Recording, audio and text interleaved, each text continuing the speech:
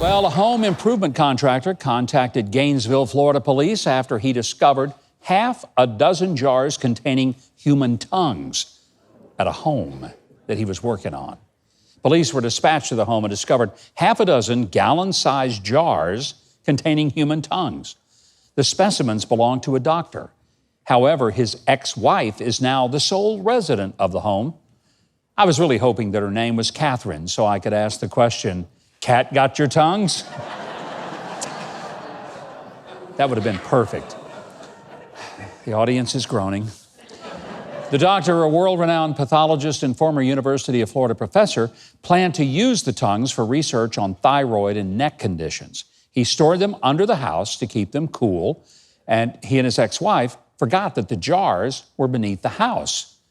You know, this just reminded me of my distant cousin who lost her ability to taste things with her tongue. Her brother used to make jokes about her, but not me. I found it tasteless. Well, University of Florida spokesperson Steve Orlando told the press that there are some very strict federal and state laws, as well as university policies that would prohibit things like holding a bunch of jars of human tongues. Police don't suspect any foul play, and they're coordinating tests on the specimens. And in a related story, police have arrested the world tongue twister champion. I wonder if he'll be given a tough sentence. All right. Now, you all know you're not supposed to eat yellow snow, okay? Right? Some of you are just now figuring that one out. But what about yellow mustard ice cream? No, not custard. I said mustard. It's to celebrate National Mustard Day. Did you know there was such a thing? Well, French's Mustard hired a chef to create an ice cream that supposedly tastes a bit like a frozen pretzel with mustard. I got a feeling that tasting it would make my tongue look like a pretzel. Now, actually, I'm pretty sure I've had ice cream like that before, or maybe it's just a case of déjà vu. Governor, did I ever tell you about how my grandpa lost his job as a Coleman's mustard powder salesman? Yeah, way back in Cookeville, Tennessee. You see, his boss told him to start mixing it with cheaper powders like flour and chalk. But Granddad was an honest man and would only sell the genuine 100% pure stuff. So his boss ended up firing because he didn't cut the mustard. Keith, that reminds me of the time that I was going to make a new condiment by combining ketchup and mustard.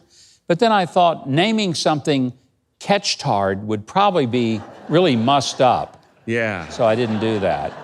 I'm with you. Hey, I've got a special treat for you. You know what I have here? I have some of the mustard ice cream, and I have some for Trey, and Keith, I got some for you in this little dish. Ooh. Now, Thanks, Trey.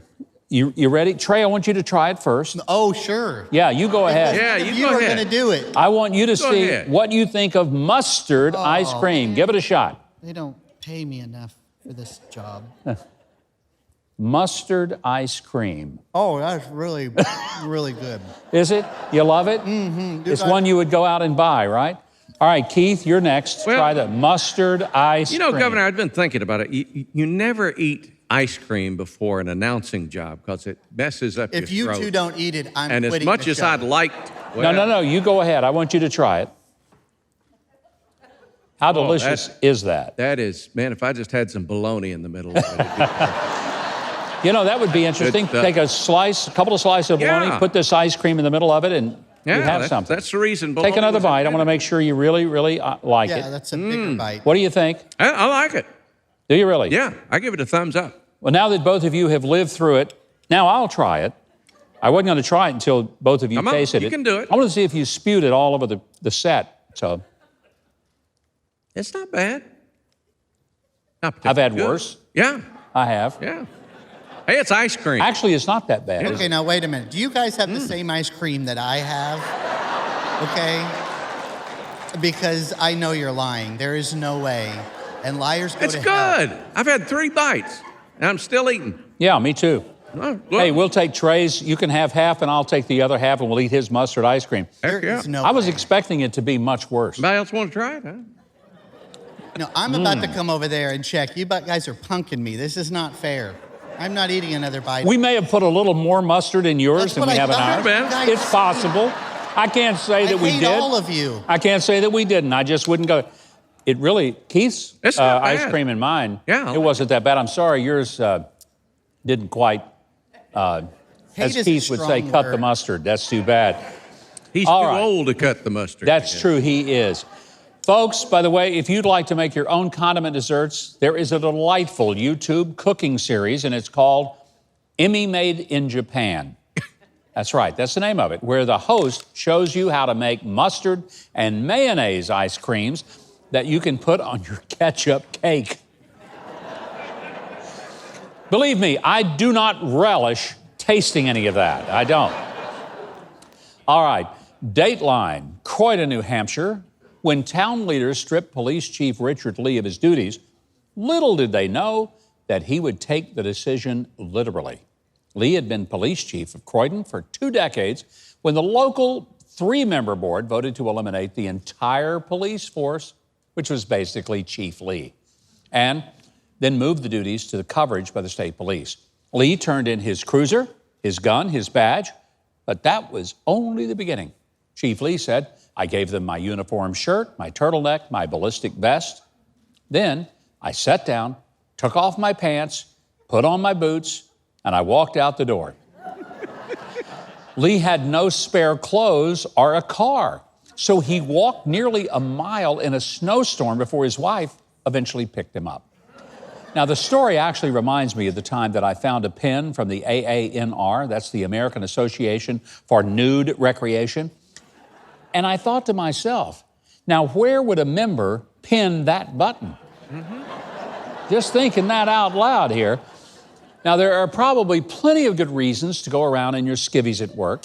For instance, when people are doing fundraisers, this way they see you have no wallet. Also, you never have to worry about anyone sitting in your chair.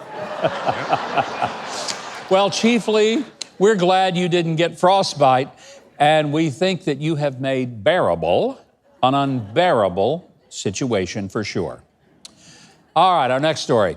You don't have to fly all the way to Venice, Italy anymore to see a leaning tower, which, by the way, was not in Venice. It's actually in Pisa. Just head to Dallas, Texas, because an old office building near downtown was imploded recently, but the center section containing the elevator shaft remained standing, although with a rather ominous lean to it. People were so impressed by this tower of strength, it instantly became an internet sensation. Tourists rushed from all over the country to take selfies with it, and petitions flew to declare it a landmark. It became an even bigger sensation when a live Facebook feed showed cranes bashing it with wrecking balls day after day, and it still stubbornly stayed up. Now, this thing is harder to take down than Bernie Sanders in a primary. That's how hard. Wait a minute, Governor. Yeah. Speaking of towers, did you see where 2 cell phone towers got married last week? No kidding. Yeah, I mean, everybody marries these days. Everyone said the reception was amazing. Hey, Keith, did you? reception, Yeah, I got that. Yeah. Did you ever wonder why they never fixed that tower over in Pisa? I have no idea. I figured it was because no one had ever paid off the lien on it. Well, apparently the Italian government said, if it ain't Baroque, don't fix it. I said, if it ain't Baroque, don't fix it.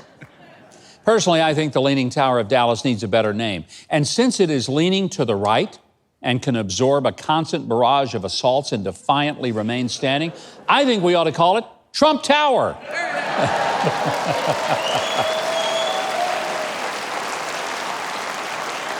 And finally tonight, while Trey finishes his ice cream, I know that sometimes we think of U.S. Customs and the seizures they make, and our first thought is illegal drugs, but you'd be amazed at the things that our customs agents have to take away from people who visit America. Like a man who was stopped at the El Paso border for trying to smuggle in black market, wait for this, bologna. That's right. Because you see, pork products aren't allowed in from other countries because of potential swine diseases. And while we're talking pigs, there was a gentleman flying in from Ecuador who was discovered with an entire roasted pig head in his luggage. I mean, what's so unusual about that? Doesn't everybody take one of those around with them? You know, this had to be a surprise to the customs agents. And then there was the Australian man who was caught with 2 pigeons hidden in his pants on an international flight. I wonder if he was going to use them in an attempted coup. Ooh. And saving the best for last tonight, a gentleman named Enrique tried to cross into America at the California border by impersonating a seat in a van. This one didn't even require dogs to sniff it out. And by the way, I think somebody imported this mustard ice cream in here and it got past customs agent, or at least Trey's did. Well, just like the man of the picture, we're done taping in case you missed it for this week. But never forget, we read the news.